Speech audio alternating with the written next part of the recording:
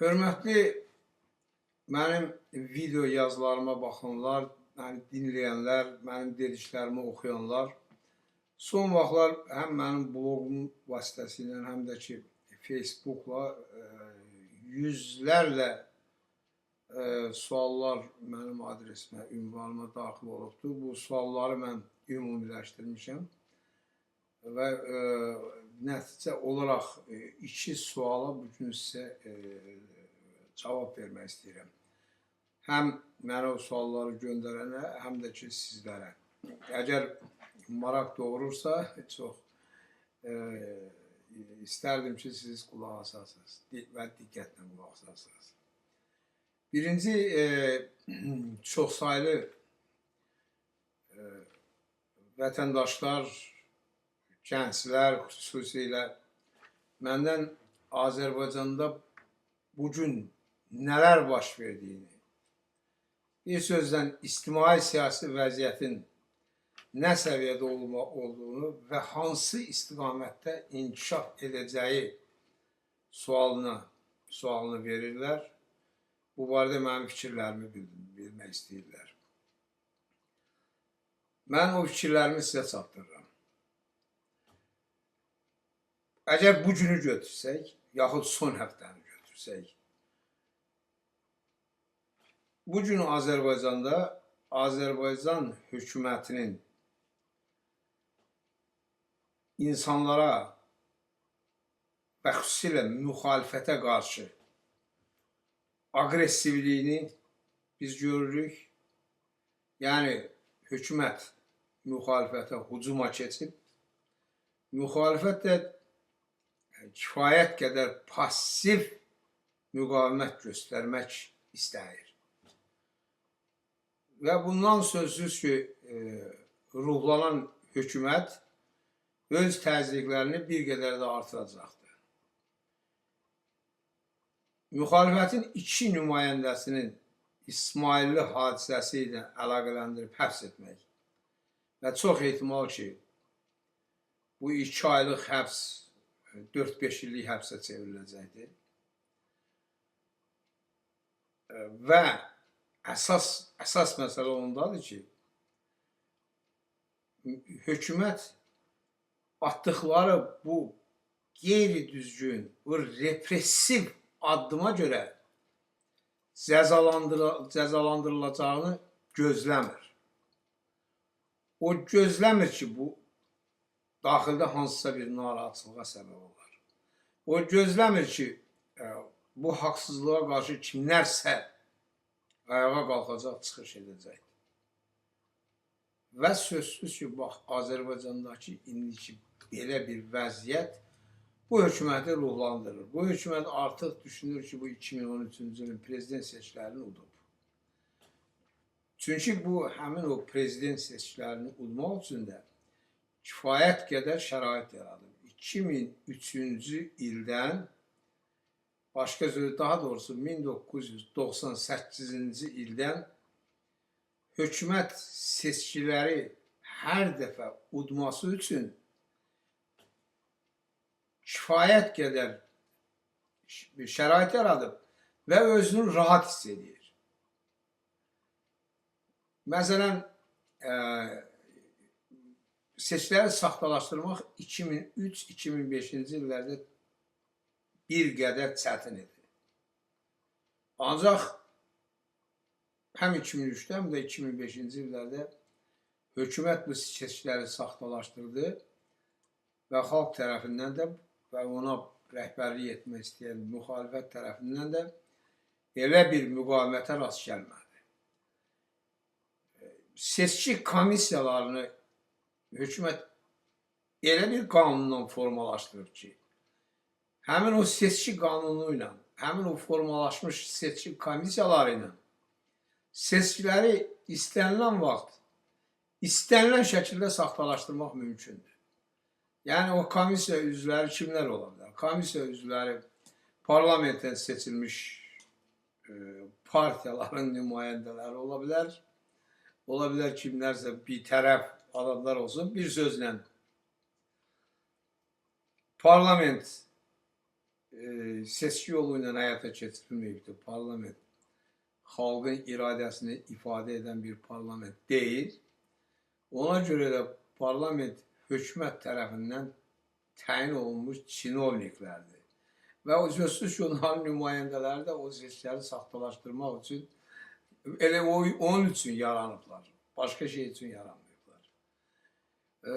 Və bunu artıq belə deyək ki, bir karuselə salıbdır.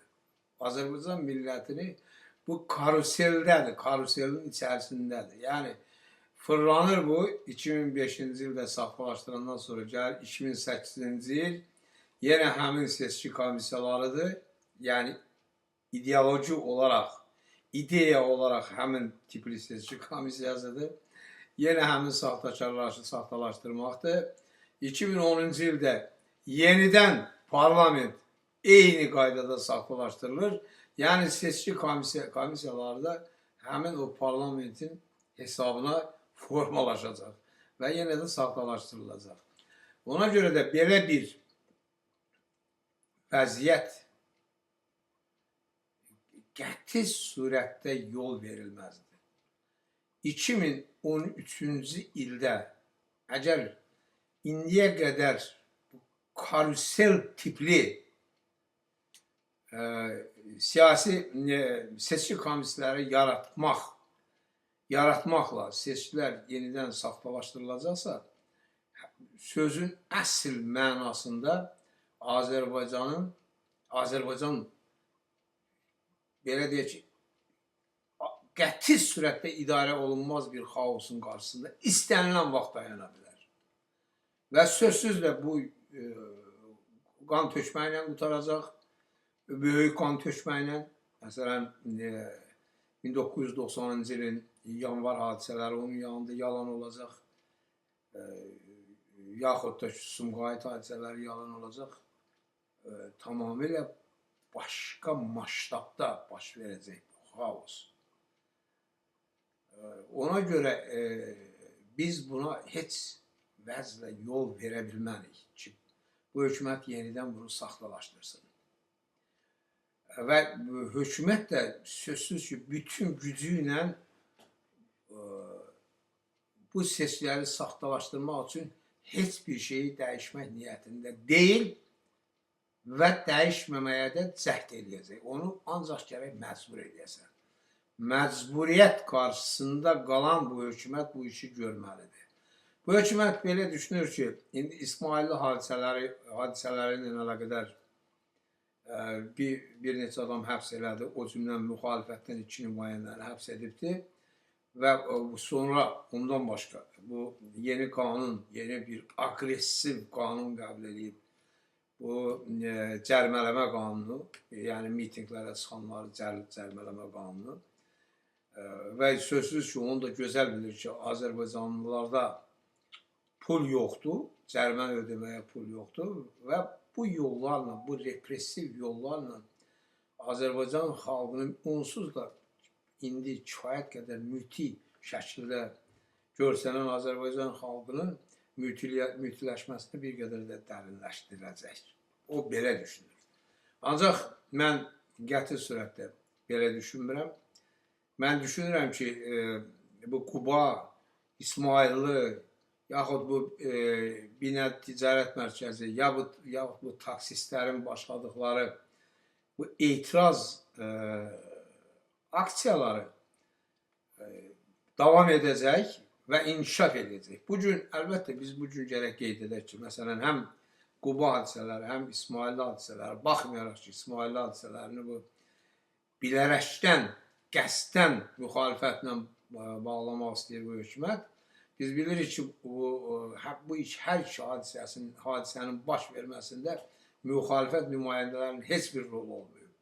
Əksinə, həmin etiraza çıxan adamlar Heydər Əliyevin şəklini göstərirdilər ki, xeyr, biz müxalifətlə razılaşmırıq, biz güya Heydər Əliyevin ideyalarını dəstəkləyirik və bu çıxışlar da yerli hakimiyyətə qarşı yönəlmiş çıxışlarıdır. Yəni, bu strateji çıxışlar olmuyor bu rayonların heç birində. Ona görə də onlar heç bu müxalifəti yaxın qoymurdular. Sadəcə olaraq bəzi bu qəzet işçiləri yaxud müxalifətdən olanların İsmaili rayonuna getməsindən istifadə edib, indi bunu çevirib güya ki, müxalifətin ölkədə qarışıqlıq salmaq planını üzə çıxartmaq istəyir. Yəni bu cinayət atılacaq cinayət işlərinin davamı bax bu şəkildə gedəcək və belə də qurtaracaq ki, bu böyük bir qarışıqlıq salmaq istəyiblər, nə bilim, az qala dövlət çevriliş eləmək istəyiblər və s. və s. İndi biz nə etməliyik? Əsas məsələ o deyil. Biz nə etməliyik? Çünki qəti surətdə imkan verməz ki, hökumət bu özünün nəzərdə tutduğu planlarını həyata keçirsin. Onun üçün mən bir də qeyd edirəm, geniş koalisiya yaratmaq lazımdır.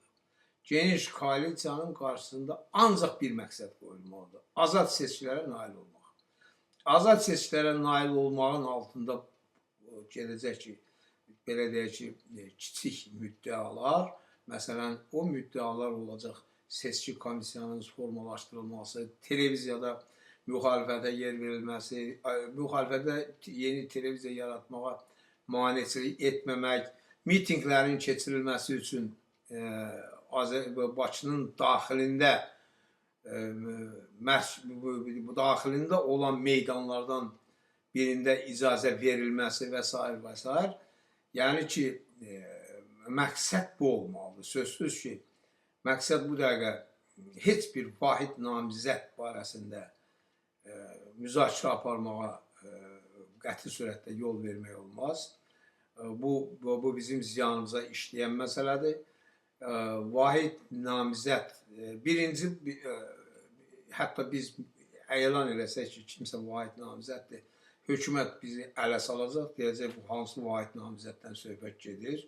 Bunlar kimdir ki, vahid namizəd özlərindən? Bu vahid namizəd deyil. Kimlərinsə namizədidir. Bizim parlamentdə iştirak edən partiyalarımız var, güclü partiyalar. Onlar da prezident seçkilərində iştirak edəcək və s. və s. Ona görə ümumiyyətlə bu gülünc bir işdir. Yəni belə hallandıracaqlar. Bu bir. İkincisi də sözsüz hökumət bundan istifadə edib deyəcək ki, əgər artıq hətta bu radikal müxalifət deməli vahid namizəd irəli sürürsə, deməli onlar bugünkü qanun qayda ilə razıdırlar. Yəni seçki komissiyalarının yaradılması barəsində seçki qanunu bunları deməli təmin edir və ona görə də namizədliyin irəli sürüblər və heç bir şeyi dəyişmək lazım deyil. Sözsüz ki, bu vahid namizəd irəli sürməyin ziyanlı, çox ziyanlı tərəfi var. Amma indi kimlərinsə öz namizədliyini irəli sürübdür, bu elə bir problem deyil. Yenə, yəni sürübdür, o onun öz işidir, onun partiyasının işidir, onun silahdaşlarının işidir. Bu sadəcə olaraq vahid namizəd məsələsindən danışmaq olmaz, qəti surətdə. Bütün ola bilər vahid namizəd məsələsi müzakirə olunsun. Amma azad seçkilər keçirmək şəraitinə nail olandan sonra, ancaq ondan sonra hansısa vahid namizəd söhbətini ortaya gətirmək olar. İndi həmin bu geniş koalisiya yaranmalıdır. Geniş koalisiya necə yarana bilər? Bir tərəfdə var İctimai Palata, o biri tərəfdə var Məşvərət Məclisi, ortada var belə deyək ki, Ziyalılar Forumu. Bu ola bilər Ziyalılar Forumunun təşəbbüsü ilə də həyata keçirilsin. Ola bilər ümumiyyətlə heç partiyaya mənsubiyyət olmayan adamlar tərəfindən Azərbaycanın elə görkəmli adamları kifayət qədərdir Azərbaycanda.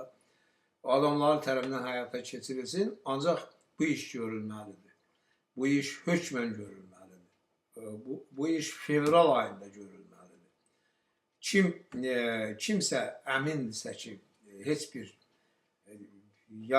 bir geniş koalisiya yaratmadan bu seçkilərdə azad seçkilərə nail ola biləcək cəmaatın, xalqın iradəsi ilə hökumətinin formalaşdırılmasına şərait yaradacaq. Əgər elə bir şəxsiyyətlər, qruplar, qurumlar varsa, gərək irəli çıxıb onu elan edir. Deyək ki, mən bu qurumum, mən bu işi görəcəyim. Və o işini də necə görəcəyini birinci cəmaata çatdırmalıdır. İkinci də onu göstərməlidir. Praktiki, real işində göstərməlidir. Yəni, bu praktiki, real iş nə deməkdir? Praktiki, real iş güclü protest mitinginin keçirilməsinə Bakıda nail olmaqdır. Mən fikirləşirəm ki, bu işi birlikdə böyük koalisiyanı eləmək qat-qat asan olar. Nəinki hansısa qruplar, təşkilatların fərdi şəkildə bu işi həyata keçirməyə cəhd etməsi. Ona görə də belə fikirləşirəm ki, ictimai siyasi vəziyyəti Azərbaycanda müxalifətin, yəni biz müxalifətin deyəndə xalqın xeyrinə dəyişdirmək üçün gərək biz bu addımı ataq. Hər halda xalq bu rejimlə, bu hökumətlə yaşamaq istəmir. Bunu hökumətdə oturanlar başa düşmür. Amma həqiqətdə, əslində bu belədir. Bunu tək o Azərbaycanda olan adamlar demir. Bunu Azərbaycana gəlib Azərbaycandan qayıdanların da hamısı eyni şəkildə təkrar edir ki, Azərbaycanda cəmaatın vəziyyəti çox ağırdır, cəmaat həddən artıq hökumətdən narazıdır. Hökumət ayrı-ayrı qruplarla Azərbaycanı idarə edir.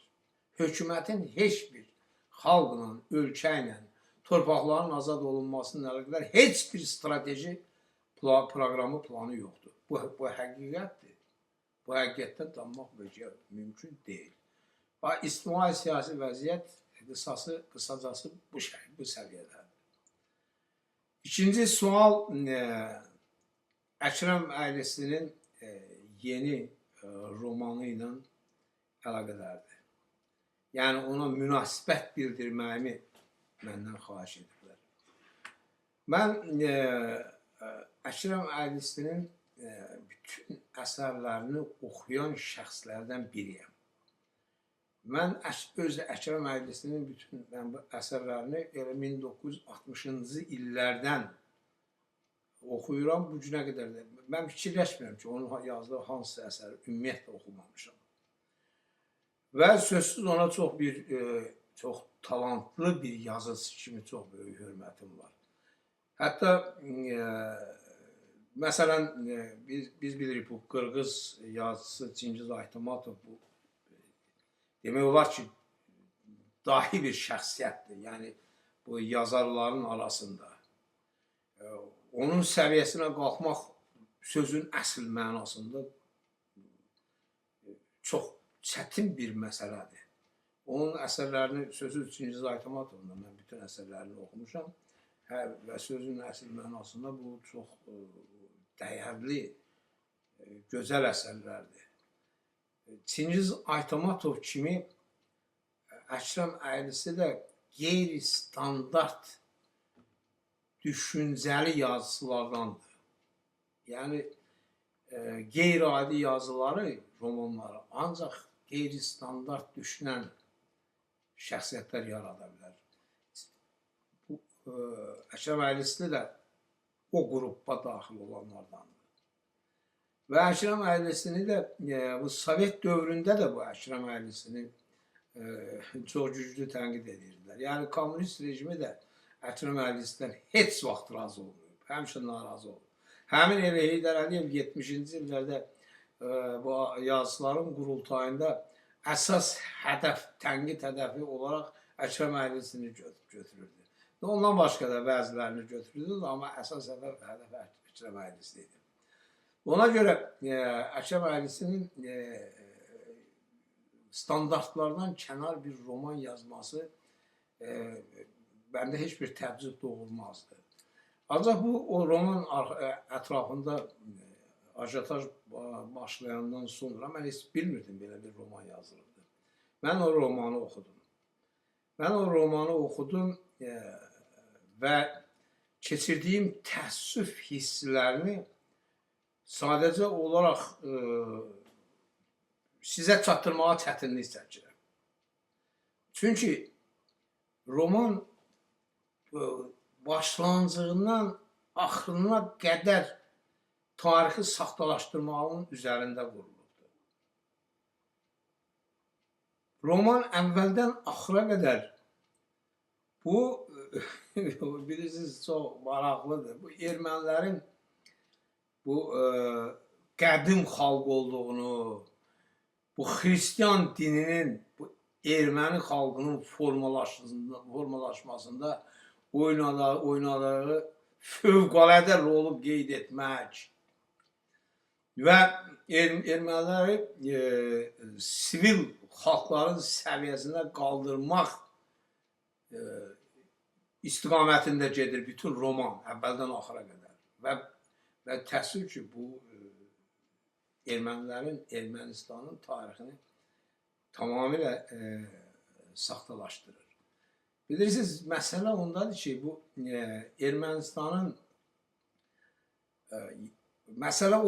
birinci Əkrəm müəllimin ən böyük səhvi mənim fikrimcə ondan ibarətdir ki, o ya ermənilərin Ermənistanın tarixi barədə yazdıqları kitabları oxuyub, ya da ki, ermənilərin sifarişi ilə Rus tarixçilərinin yazdığı əsərlərlə tanış olub. Əgər Əkrəm Əynisli tamamilə obyektiv dünya tarixini yazan İngilis tarixçiləri, Oxford Universiteti, Cambridge Universiteti, Harvard Universitetinin dünya tarixini yaradan alimlərinin yaratdığı o əsərlərdən biri ilə tanış olsaydı, o dəqiqə başa düşərdi ki, bu ermənilərin yazdığı tarixlə heç bir əlaqəsi yoxdur. Bilirsiniz, deməli, Ermənistan bir ölkə kimi heç vaxt olmuyor. Bu yalandır.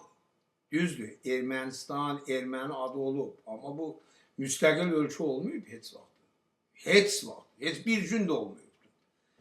Deməli, bu başlasaq, bu imperiyalar dövrü ilə başlasaq, bu İran-Pers imperiyası yarandı, Pers imperiyası. Bu Kureyş 5-ci, 6-cı əsr və s. əsrimizə qədər. O dövrdə sözsüz ki, Ermənistan, erməni belə sözü rast gəlmək mümkün deyil. Ondan sonra üzü bu tərəfə gəlsək, Aleksandr Makedonski ya Yunan imperiyası yenə belə şeydir yoxdur. Roma imperiyasında Ermənistan adı birdən ortaya çıxır. Nəyə görə? Mən istəyirəm ki, siz buna diqqətlə qulaq asın. Roma imperiyası özünə məxsus bir idarə sistemi yaratmışdı. Nə Roma imperiyasına qədər, nə də Roma imperiyasından sonra bu tipli idarə üsulu yaranmadı. Deməli, Roma imperiyası demək olar ki, 1100 il yaşadı.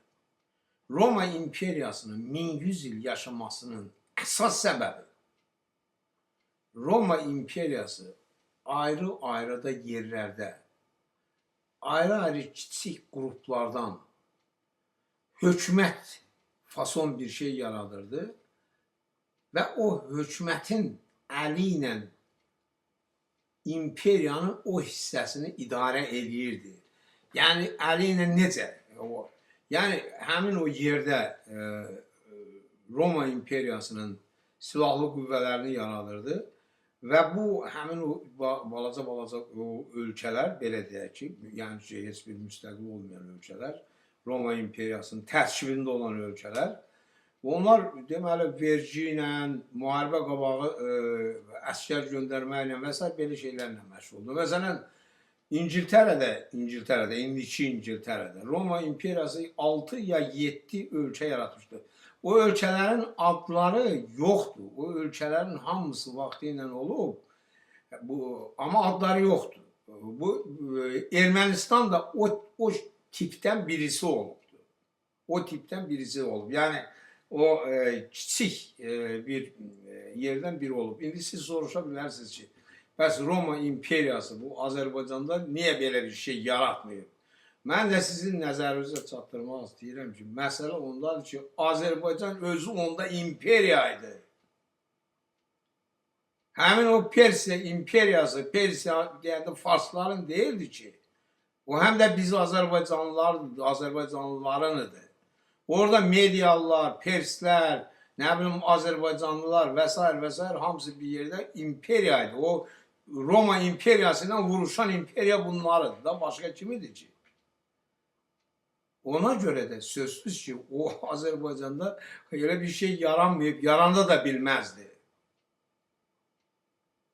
Həmin o Eçmicin, hansı ki deyirlər, belə qədimidir və s. İstəyirəm biləsiniz ki, o yaranıbdır Aleksandr Makedonskinin vaxtında. Yəni o dövrdə Aleksandr Makedonskinin çoxlu sərkərdələri vardı. Hərəsi bir yerdəydi, hərəsi də bir tikirdi, nəsə bir Yunan adı qoyurdu. Adı da Artemis olub, həmin Eçmicin. Onlar yaradıbdı. Bu, yəni ki, bu ermənilər orada heç nə yaratmıyorddu. O boş danışıqdır. Sonradan həmin o Eçmicin, daha doğrusu Eçmicin yox, o Artemis 3-cü əsrdə, 4-cü əsrdə Vaqar Şapat adlı bir adamın adı ilə, yəni ki, o vaxt belə deyək ki, o zonanın başçısı olan bir adamın adı ilə belə bir ad qoyulubdur. Ondan sonra təzədən yenə dəyişdirildi, bu dəfə dəyişdirildi, Eçmicin qoyublar. Həmin bu Eçmicin kilsəsini bunlar, bu ermənilər şişirdib, bu çox maraqlı bir şeydir. Deyirlər ki, bu xristianlığın yaratdığı ilk kilsədir. Bu tamamilə yalan bir şeydir. Deməli, həmin o Eçmicində 4-cü əsrə keçid dövründə bir bina tikilib, onun adı, o bazilika tipli binalar deyirlər ona. Yəni, böyük binadır, onun belə deyək, bizim dildə desək, çayxanası var, nə bilim, çörək yeyən yeri var və ora insanlar yığışır müxtəlif. O dövrün ziyalıları, məsələn, hansı dinəsə qulluq eləyənlər, məsələn, xristian dininə qulluq eləyən, o dövrdə başqa dinlər vardı, yəni bir Allahlı olmayan onlarla dinlər vardı, məsələn, Zərdüştizmi və s. belə. Bu dindarlar yığışıb orada, tək dindarlar yox, elita, belə də yığışıb orada söhbət edirdi və s. Bu bina orada yaranır. O heç bir kilsə ilə heç bir əlaqəsi yoxdur. Qəti sürətlə əlaqəsi yoxdur. O dövrdə ümumiyyətlə xristianlıq da demək olar ki, çox zəif idi. Orada 5-10 nəfər idi. Xristianlıq başlayır, Roma imperiyası onu dövlət dini elan edəndən, yəni 386-cı ildə, 86-cı ildə. Deməli, indi sonra nə baş verir? O çox maraqlıdır. Sonra nə baş verir? Sonra müsəlman dini yaranır, Ərəb xəlifəti yaranır. Müsəlman dini Ərəb xəlifəti yarananda bu ermənilərin torpaqlarının, özlərinin dedikləri bu torpaqların, hansı ki Roma imperiyasının tərkibində olan torpağın böyük bir hissəsi Ərəb xəlifliyinə keçir. demək olar ki, ermənilərin 70-80% müsəlman dilini qəbul edir. Ona görə sözsüz Etmedizin yaddan çıxır. Bu davam eləyir. Bu arada İranın tərkibində olur, Ərəb xalqlığının tərkibində olur. Bu davam eləyir 1200-cü ilə qədər. Demək olar ki, biraz da ondan o tərəfə, 1300-cü ilə qədər. Bu ermənilər də sözsüz ki, müsəlmançılığı qəbul ediblər. Bu heç bir söhbət gedə bilməz bu kilsədən və s. və s. O müəyyən bir dövrdə deməli Albanlar, sonra bu ermənilər, əsasən Albanların əli ilə bir çox kilsələr yaradılıbdır.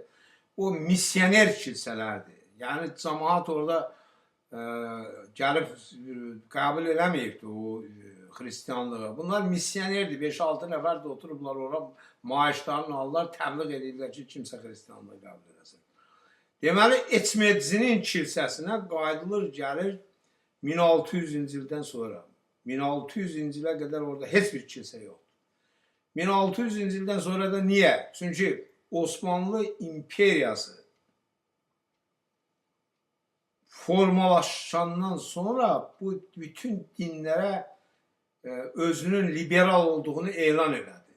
Və bununla əlaqədar həm Yahudilər 1000 ildən sonra həmin bu İrusəlimə qayıtmağa başladılar. 1000 ildən sonra. Yəni 1000 ildir Yahudilər oralarda yoxdur. Ancaq Osmanlı imperiyası icazə verdi. Və bu ermənilərə də icazə verdi ki, istəyirsən xristiyan ol, get xristiyan ol. 1600-cü ildə həmin bu Etmezindəki, hansı ki bunlar deyirlər ki, dünyanın ən qədim kilsəsi, başladılar kilsə yox, bir xram tikməyə, saray tikməyə. Bu kilsə olub, bilirsiniz neçənci ildə? 1869-cu ildə ilk kolakol hansı ki zəng çalırsan, gətirib o vaxtı qoyublar orada. O 1869-cu ildə. Ona görə ermənilər ümumiyyətlə sakit millət olub, bütün ömrü boyu. Ermənilərin sakitliyi 20-ci əsrin əvvəlindən pozulub. 20-ci əsrin əvvəlində Rusiya imperiyası və Avropadakı ölkələr Osmanlı imperiyasını zəiflətmək istəyirdi. Və bunu zəiflətmək istədiyinə görə bu Osmanlı imperiyasının daxilində yaşayan ermənilərdən, tək ermənilərdə yox. Məsələn, İngilislər Misirlilərdən, məsələn, Fransızlar Livanlılardan istifadə edib daxildə qarışıqlıq yaratmaq istəyirdilər. Və o dövrdən başlayır bu erməni Azərbaycanlı yaxud erməni türk soyqurumları.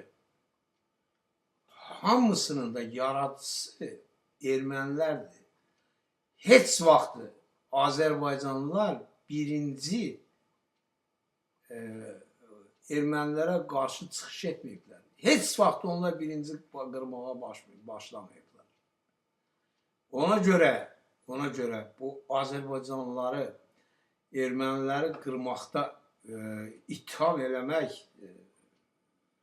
sözün əsl mənasında söz də tapa bilmirəm deməyə. Həm tarixi bu şəkildə deməli bilməmək, tarixi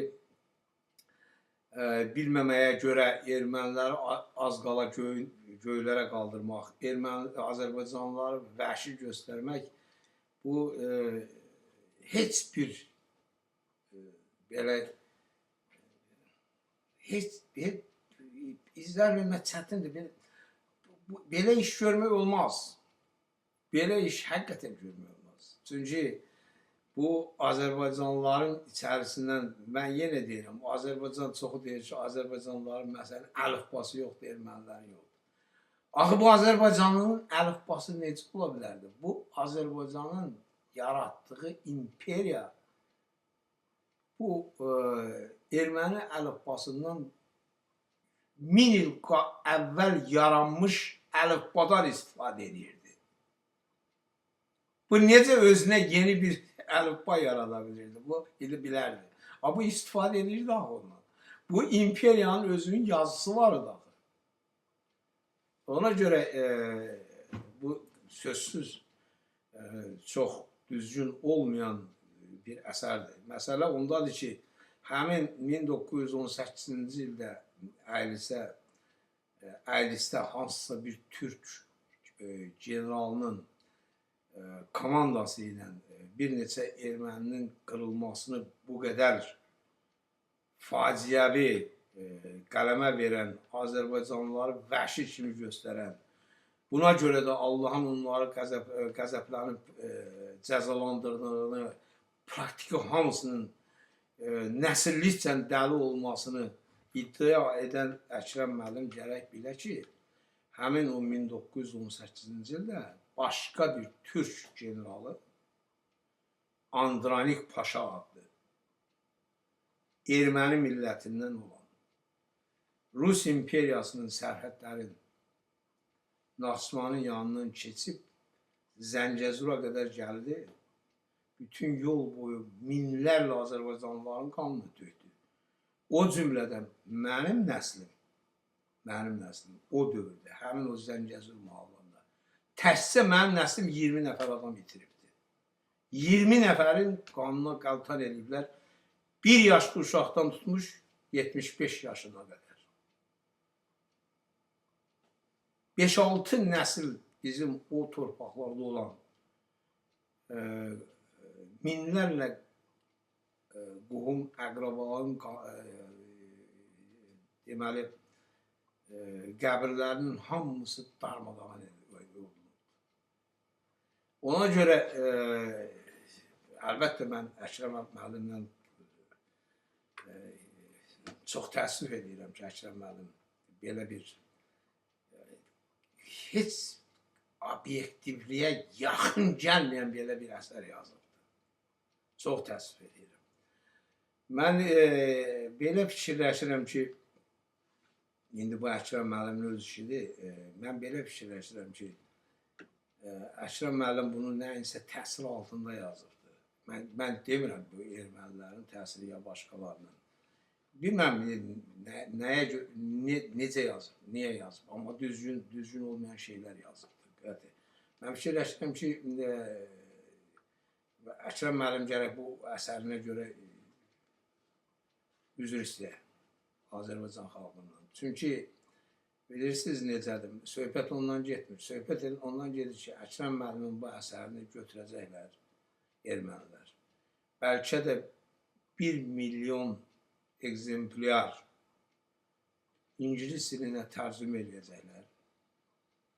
Paylayacaqlar öz adamlarına. Hara getdilər, hansı ölkənin bir tanınmış adamı ilə görüşdülər, o kitabı qoyacaqlar, özü də qeyd edəcəklər, xahiş edib plan oxuyun. Ki, bunu Azərbaycanlı özü deyir. Özü təsdiqləyir ki, bunlar necə vəhşi edib bizə qarşı. Bu çox böyük ağır zərbədir Azərbaycanlılar üçün. Biz məsələn bu hakimiyyətin əleyhinə mən çox belə deyək ki, kəskin iş aparıram xaricdə. Mən bu hakimiyyətin yaramazlıqlarını çatdırmaq istəyirəm, hakimiyyətin. Amma bu Dağlıq Qarabağ problemində, bu və s. məsələlərdə sözsüz ki, mənim pozisiyam ağlıma da gəlməz ki, nəsə dəyişək orada. Orada erməni işğalçıdır. Erməni həmişə işğalçı olur. Özdə onu qızışdırıb salıblar ortaya, bu işğalla məşğuldur. Bir şeyə də nail ola bilməyəcək axır nəticədə. Ona görə bu çox məyus elədi bu əsər məni. Ancaq bu hökumətin indi Əkrəm müəllimə qarşı bu Hitler sayağı deməli təzyiqlər göstərməsi belə deyək ki, bu da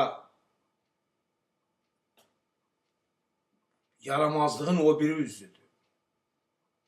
Bilirsiniz, bu şəkildə Əkrəm Əylisli kimi onlarla gözəl bir əsər yaratmış insana bu şəkildə təzyiq etmək olmaz. Ona irad tutmaq lazımdır, sözsüz. Hər bir adam ona irad tuta bilər. O da o iradlarla razılaşmaya bilər. Ola bilər o yazdığı əsərin nə qədər mənfi rol oynayacağına qiymət verə bilmir, ola bilər. Ancaq onun əsərlərini yandırmaq, ay nə bilim, rədd ol, çıx, sən nə bilim, ermənisən, nəysə, bu metodlar əlbəttə çox ləyaqətsiz metodlardır. Bu işi görmək olmaz. Belə bir işlə onun həyat yoldaşını işdən çıxartmaq, oğlunu işdən çıxartmaq, bu sadəcə olaraq tərbiyəsizlikdir. Nəysə, mən belə başa düşürəm ki, sizin suallara cavab verdim. Bir qədər emosional notlarla yəqin ki, cavab verdim. Amma çalışdım ki, həqiqəti sizə çatdırım. Bəlkə də kimlərsə onu həqiqət hesab etməyəcək. Hər halda mən belə hesab edirəm ki, mənim bu subyektiv fikirlərim obyektivdir. Çox sağ olun.